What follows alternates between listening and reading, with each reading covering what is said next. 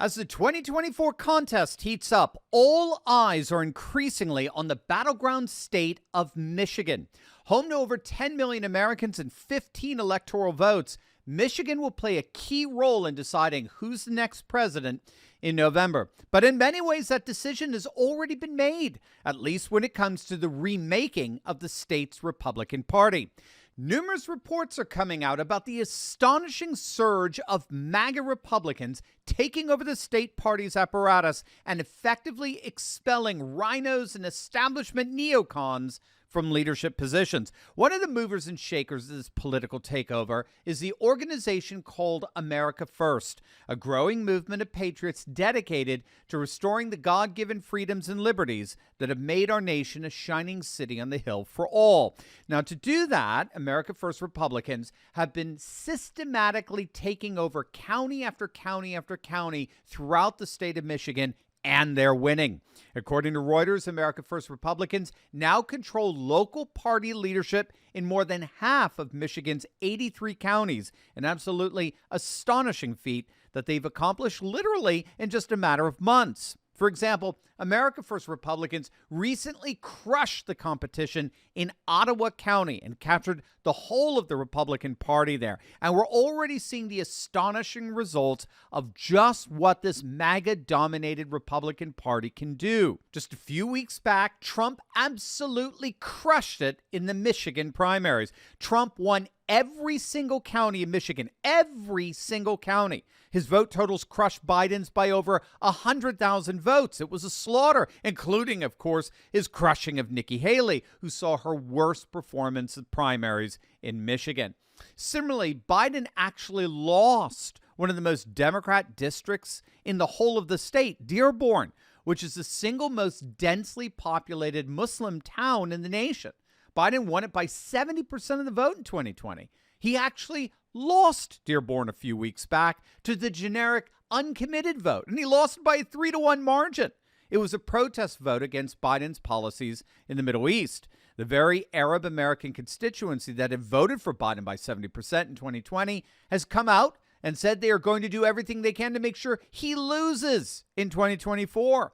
And Biden needs every vote he can get. And this is largely because the new MAGA-dominated GOP in Michigan centers around the working class vote.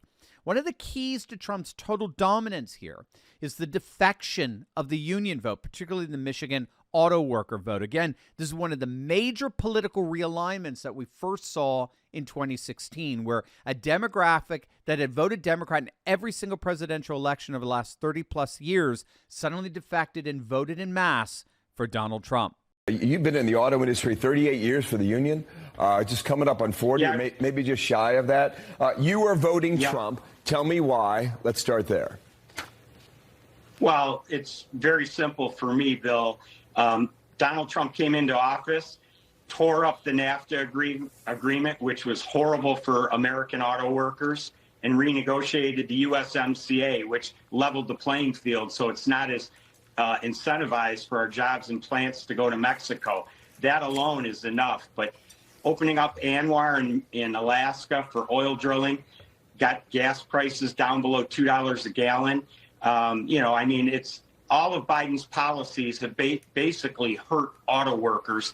He showed up for 15 minutes to walk on a picket line and get his picture taken. It was nothing more than a photo op.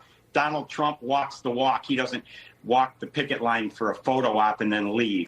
So there you have it. Biden has basically lost the union vote, which is huge in states like Michigan and Ohio and Pennsylvania, where the blue-collar union vote represents a significant portion of the electorate. So he's lost the union vote. He's lost the Muslim vote, which means he's, of course, lost Dearborn. I mean, Biden is basically losing his party, all the while Trump has solidified and unified his. And Michigan is but a microcosm for that for the entire nation, because if this is what's happening in a battleground state like Michigan, you're going to love what's happening right now in deep red states. Wait until you see this. Hey gang, have you always wanted to explore historical cities with a group of courageous patriots? Well, now is your chance to embark on an exclusive adventure with me, Dr. Steve, and other patriots like you as we set sail on the Mediterranean. You're invited to join us this August on Royal Caribbean's luxury liner, the Voyager of the Seas. You get to spend time with me and other like-minded patriots during live onboard classes as we dive into topics like the rising parallel economy, the culture wars, and how you can share my optimism in conservative renewal. We'll discover enchanting architecture, timeless artistry, and breathtaking experiences as we adventure through Spain, France, and Italy. Enjoy incredible dining experiences, enriching education, and once-in-a-lifetime attractions each day of our journey. It will be a summer you'll never forget. Join me and your fellow patriots August 5th to 12th, 2024 for this unparalleled adventure. And if you want more info and want to take part in our last-minute pricing sale, my team's waiting to talk to you right now. There are only just a handful of cabins left, so don't wait. Click on that link below or go to cruiseinfo.turleytalks.com to learn more. It's going to be an absolutely unforgettable trip, gang, and I cannot wait to spend it with you. Click on that link below right now. The deep red state of Wyoming has just officially outlawed so-called gender reassignment procedures for children. Republican Governor Mark Gordon signed the Children Gender Change Prohibition Bill into law on Friday. The law covers prohibitions against sex change operations and includes a ban on puberty-blocking hormones as well. Now, this legislation, of course, follows on the heels of the recent decision by the National Health Services of England to ban puberty blockers in the treatment of gender dysphoria in children in their nation. It was a stunningly sweeping and unambiguous decision, and it left trans activists, well, frankly, a bit shell-shocked.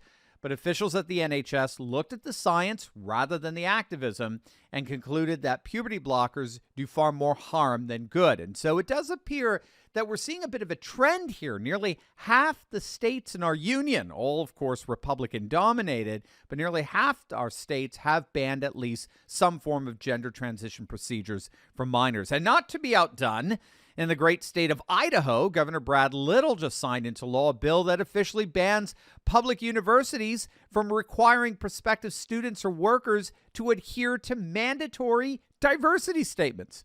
So it's true, Idaho has banned DEI from all public universities.